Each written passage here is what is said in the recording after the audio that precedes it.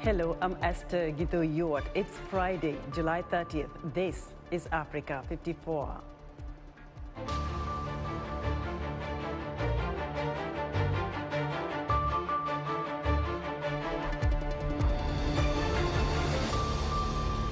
A tragic return to Senegal for a U.S.-based worker now mourning the COVID-19 loss of his fifth family member.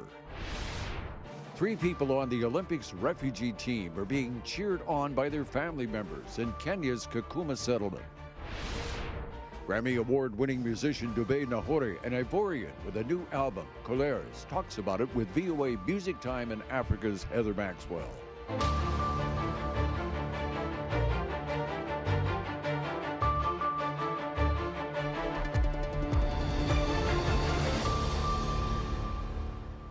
U.S.-based transport worker Idrissa Lo returned to Senegal when his family members started dying from COVID-19. This week, he mourned his 5th relative as a 3rd wave leaves hospitals in the capital without spare beds for the most severe cases, as many people race to get vaccinated. David Doyle has more. There is something going on. This is the world crisis. When his family members started falling sick and dying, Idrissa Lo rushed back from the United States to Senegal. On Wednesday, he mourned a 5th relative lost to COVID-19 as a 3rd wave sweeps through a largely unvaccinated population and threatens to overwhelm hospitals. Yeah, they got sick. Like the one I lost like 2 hours ago is my really close cousin. He's young. He's like 40 years old. And he was sick. He was at the hospital for 2 weeks. And he finally passed away today. Senegal had largely been spared the levels of death and infection seen in other parts of the world. Until this month, the West African country had recorded 44,000 cases and 1,166 deaths since the start of the crisis. But in July alone, more than 15,000 cases and 139 deaths have been registered. I was in a cemetery yesterday. In one day alone, average, usually we bury about 3-4 people. Yesterday alone, they buried 35 people. Dr. Khadiata Diallo, head of infectious diseases at Dakar's Fan Hospital, says health services are being stretched dangerously thin, and that every bed in the capital with supplemental oxygen for those in severe respiratory distress is taken. We've never seen this. We've never seen patients, especially young ones, arriving in respiratory distress. We had serious cases. We had deaths during the first 2 waves. But the number of deaths and serious cases that we have now, we've never had before. This 3rd wave, to be honest, this 3rd wave threatens to drown us. Cases have exploded across Africa in recent weeks, hitting a fresh record of nearly 50,000 new daily infections in early July. Senegal, like much of the continent, is especially vulnerable because so few people have been vaccinated. It's administered under 1 million doses to a population of around 16 million. This week, deliveries from Sinopharm and Johnson & Johnson arrived, as well as AstraZeneca shots under the COVAX sharing scheme. Outside the Yoff hospital on Wednesday, hundreds like Ndeye Dia were queuing to be inoculated, with many arriving before dawn. Everyone is here. We're moving now because we used to say it was for the elderly, but now we see 13-year-old kids getting sick. We see younger people in their 20s dying because of this. It's total panic now. The Senegalese health ministry has vowed to ramp up immunizations. It also plans to build a plant to manufacture vaccines. Production is expected to begin later this year, with the facility producing 25 million doses per month by the end of 2022. But for those like Idrissa Lo who have lost loved ones, it's already too late. That report was filed by David Doyle of Reuters. Once seen as a vaccine hoarder, the United States is now sharing its COVID-19 doses, acting on the Biden administration's pledge to deliver 500 million doses worldwide over the next year. VOA correspondent Mariama Diallo reports on some of the countries that are receiving their first batches. Tanzania received its first batch of 1 million Johnson & Johnson doses last weekend. And on Wednesday, the country's new president was among the first to get the shot. Tanzania is one of the last African countries to receive a vaccine from any source, mainly because its former leader, who died in March, had claimed prayer could defeat COVID-19.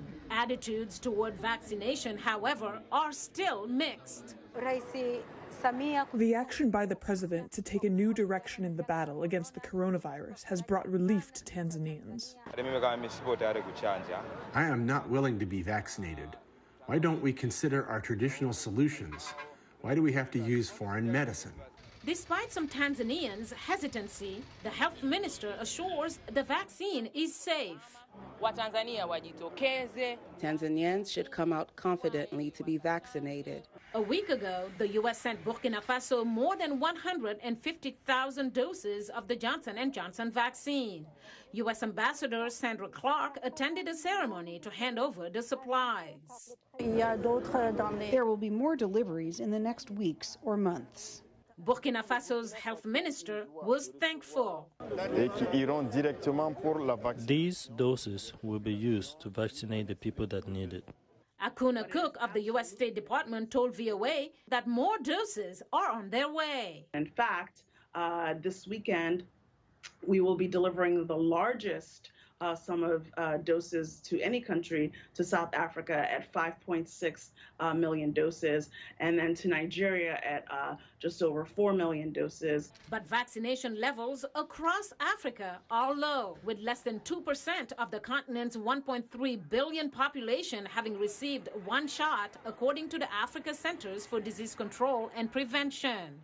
Cook says the U.S. is also helping in other areas. We have invested in vaccine manufacturing in South Africa and in Senegal to ensure that Africa can then produce its own vaccines. We are also providing economic assistance to countries that have been impacted by COVID-19 with over $541 million in assistance. Deliveries are being made from Africa to Argentina, where 3.5 million doses of the Moderna vaccine arrived last Saturday. For us, to make sure that our neighbors on the region can contain COVID-19 is essential. To have received this donation means to us reaching 36.5 million vaccines. Argentina has inoculated almost half of its 45 million people with the first dose and almost 5.3 million with two.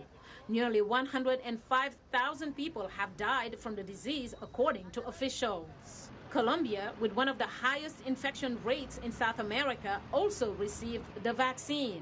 Its president welcomed the shipment. Today we received this marvelous gesture, and I want to express to you, President Joe Biden, our gratitude. Colombia, a nation of 50 million, has reported nearly 120,000 deaths. And speaking in Singapore this week, U.S. Defense Secretary Lloyd Austin says the Indo-Pacific region is also a priority. The pandemic has reminded us how deeply our world is interwoven. Today, a threat to global health anywhere is a threat to security everywhere. While many critics applaud the U.S.'s sharing of vaccines, they also say that the donations aren't enough and are no substitute for a plan to end the pandemic. Mariama Diallo, VOA News. The impact of COVID-19 pandemic is affecting people's mental health everywhere, and Zimbabwe is no exception. But some Zimbabweans hit hard by the stress are finding unique support at Friendship Bench, the country's biggest counseling service. Columbus Mavunga reports from Harare. Friendship Bench started in 2006 to provide counseling to those stressed or depressed by the political and economic situation in Zimbabwe.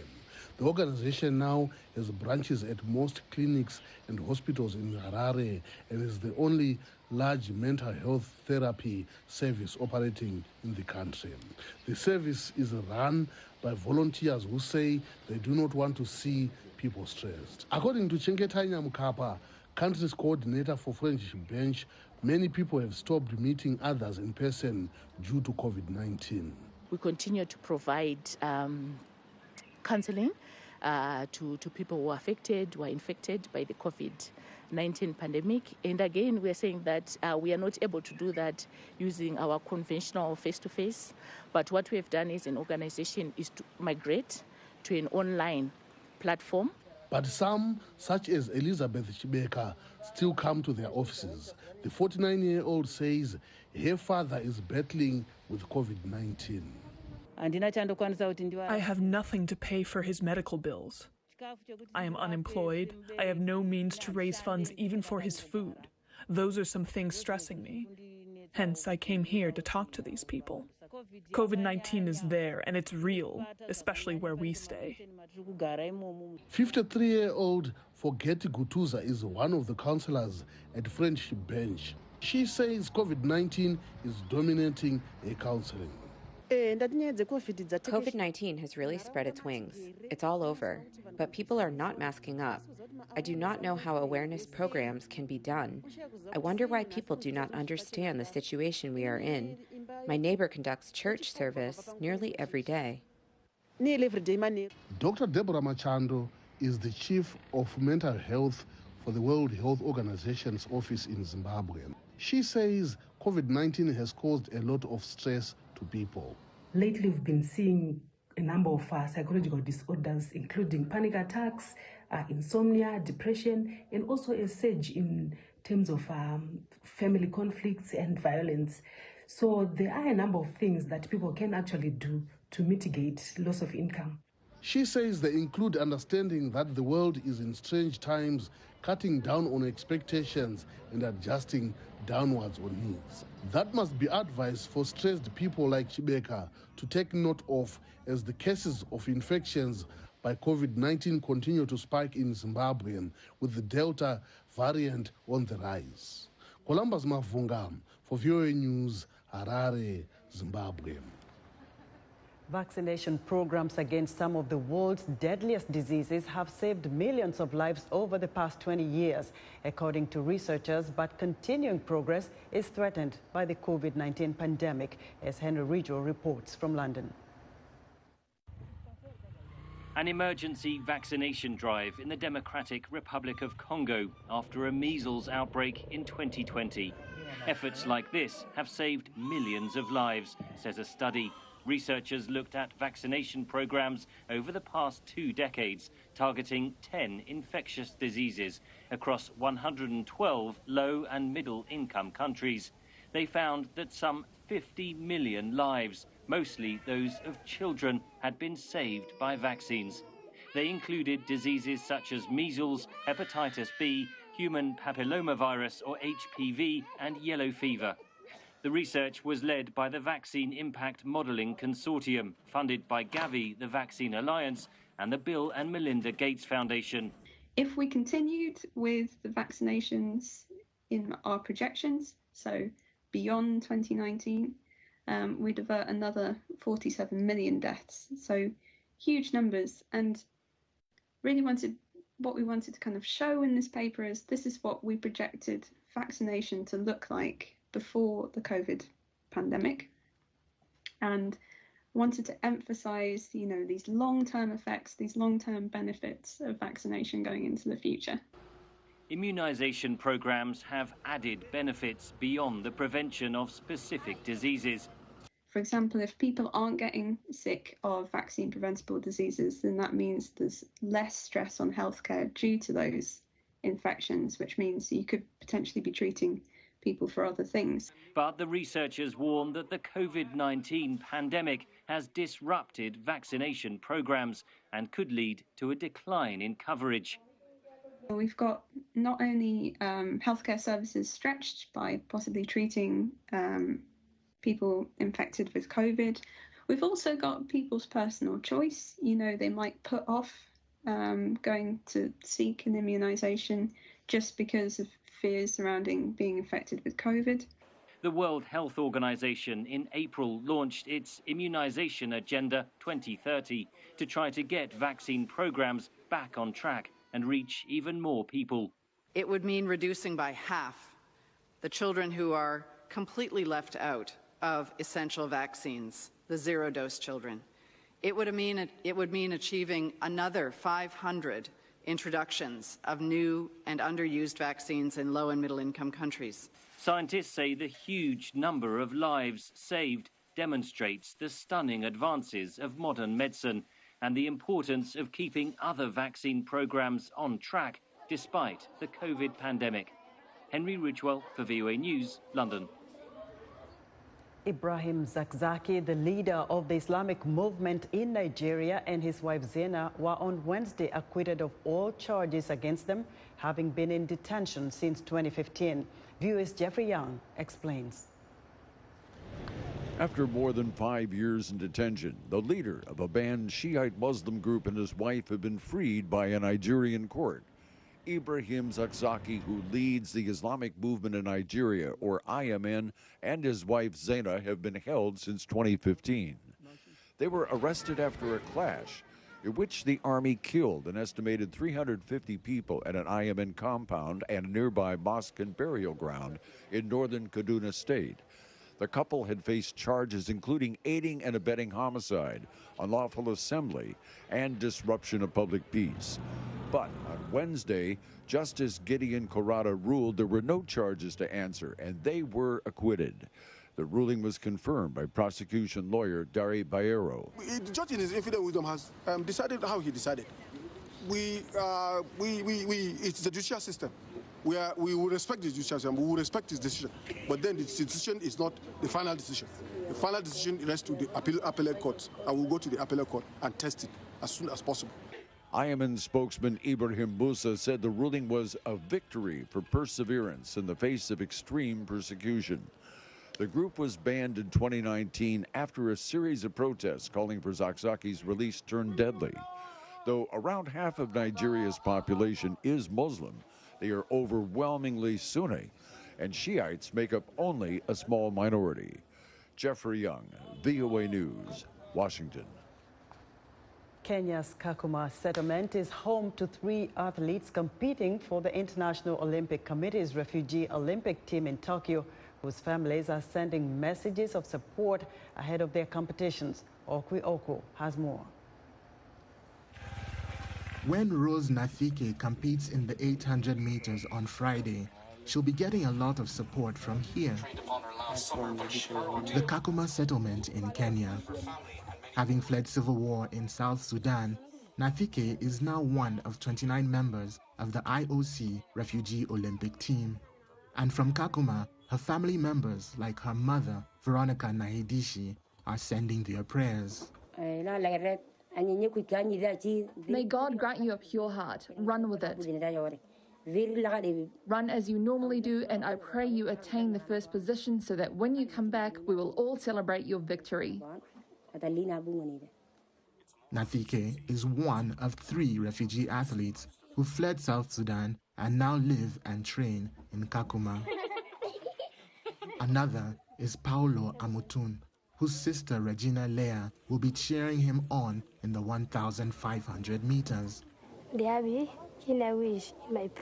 I pray that you get a good position during the race. I'm so happy. I will be so happy. I want to encourage you and pray that God guides you to victory. Nafike and Amutun were members of the historic first Refugee Olympic team at the Rio Games in 2016. So too was 1,500-meter athlete Angelina Nadai Lohalith. Her aunt, Mary Natukoi Victor, says she is a role model.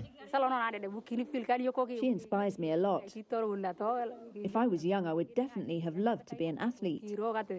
I keep encouraging my own kids to look up to Angelina so they can travel and see the world like she has. The refugee team for the Tokyo Games comprises of 29 athletes from 13 countries, including South Sudan, Sudan, Eritrea, Congo, and Cameroon.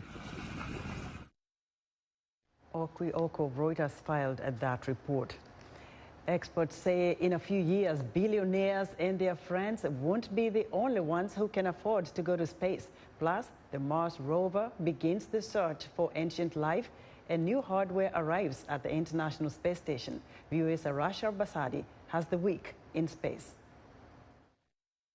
To the next generation of dreamers, if we can do this, just imagine what you can do. The business of space tourism appears ready to boom. It started this month with Virgin Group founder Richard Branson's successful flight aboard a Virgin Galactic plane that took him to the edge of space. And just 9 days later, Amazon and Blue Origin founder Jeff Bezos followed aboard his New Shepard rocket. Greg Autry is Vice President of Space Development at the National Space Society and Professor of Space Leadership at Thunderbird School of Global Management in Arizona. He tells VOA while it looks like only the ultra-wealthy and their hand-picked guests may ever see space, ordinary people could board rockets sooner than later. When we get down to the next generation of flights, I think we're going to see $50,000 per ticket. I could do that. My wife would be very angry, but I can do that. That's a car, right? I think 10 years from now, we're in the thousands of dollars, and it is a mode of transportation point to point, and you get a free space ride while you do it. And people will pay that extra premium for the space ride. John Strickland is at-large director of the National Space Society and has written about colonizing space. He tells VOA large-scale accessibility to space travel is now a matter of human destiny. It was not going to be an infinite amount of time before you had the cost coming down with reusable rockets and the safety factor going up as the reliability of the Falcon 9 rocket is pretty well demonstrated now. Strickland was referencing SpaceX's reusable Falcon 9 rocket, which NASA has used in official missions. Blue Origin and Virgin Galactic say they've collectively sold hundreds of millions of dollars worth of tickets for future flights. Elsewhere in the solar system, NASA's Perseverance rover rolls closer to the starting line of a groundbreaking mission, collecting Martian rock samples to be studied for signs of ancient life. Project managers say they expect Percy, that's the rover's nickname, will gather rocks from the floor of the Jezero crater, which scientists think was once a lake bed. Experts say any signs of life detected would likely be microbial. Finally, a Russian lab module with new hardware on board docked at the International Space Station Thursday morning. The module carried a new toilet for the ISS, along with the European Robotic Arm, or ERA. Arash Arabasadi, VOA News. Now in our entertainment segment, Dobet Gnahore, a multi-dimensional artist and Grammy Award winner originally from Côte d'Ivoire, recently released her newest album, Couleur. Ethnomusicologist and host of VOA's Music Time in Africa, Heather Maxwell, joined up with her earlier this week to find out more.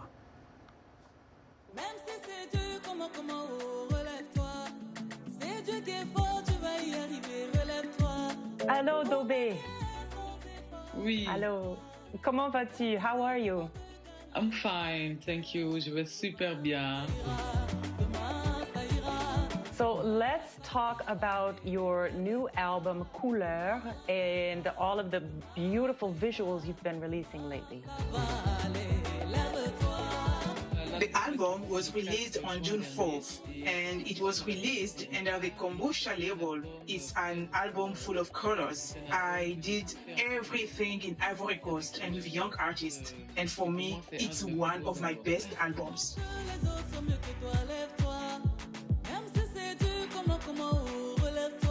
The dancing is so beautiful. You are known for being an amazing dancer, and you were on the show at VOA in Washington like 8 years ago. I know that you're a great dancer, but many people have not seen you dance yet. Who did the choreography? When I'm in Ivory Coast for my clips, I always call on young people who are there. So I have a young choreographer called Etienne. He's the one who did the choreography. And in terms of the clip, it's a young director called Steven, who is 21 years old. Etienne is 22 years old. These are just young people or the younger generation who have a lot of imagination and are very, very talented. And there are many like that in Ivory Coast. Who is the young singer in the clip? There is Bongoloba. He's known in Ivory Coast. He does Zulu, popular music. And I know that this singer is joining a lot of artists. And also he has super nice voice. So I said to myself, I want to work with him. And for sure, maybe the song will attract a little more. Indeed, it's a song that pleases much more. And what about the album in general? How is this one, your 6th album, how is this different than the other ones? I think it's different because it continues to go with me. It's the current inspiration that makes each album. And it's clear that I started with very acoustic albums. Then after I went a bit into electro, a bit into pop. And then finally I said to myself, I don't give myself a particular style. I'll let myself be carried away by the melody. But it's also different because from start to finish, I myself put my ideas into it. And I composed almost everything. And the ideas of the cover, the ideas of everything. I called in the right people, but I had a very specific idea of the album. And I wanted it to be an album that would be a motivational album.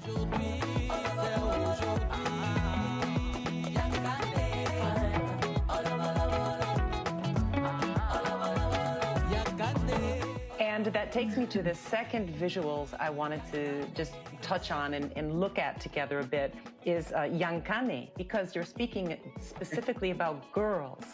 Yes, Yankane is the world today, the time of this young generation of women who are competent and who necessarily want to live choices. So in Yankane, I say, the world, your world is made today. There won't be another moment, there won't be another chance.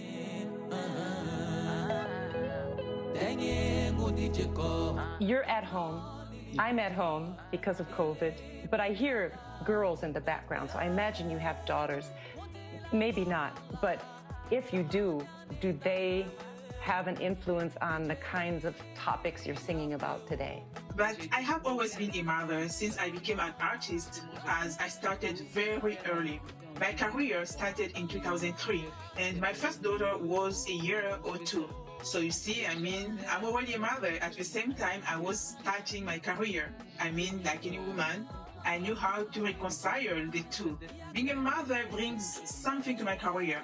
Being an artist brings something to my life as a mother with my children. So I'm really trying to go up with it all. Well, you are definitely a role model for women and for artists, so we thank you for that. Thank you too, and see you soon. Thank you, Dobet. Thank you so much, and good luck.